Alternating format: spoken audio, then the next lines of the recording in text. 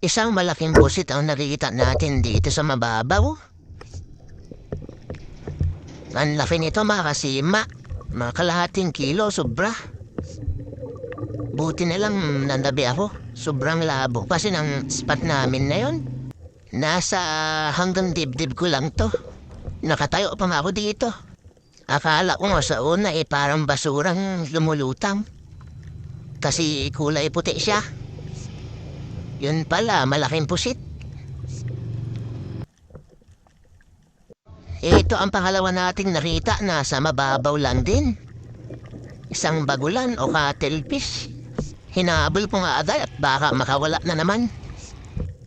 Nakawala kasi nakaraan yung 5 kilogram na bagulan ko, sayang. Inuuna ko pa kasi buksan ang kamera. Kaya ayun, kumaripas ng takbo. Malaki na rin to, nasa 7 guhit na.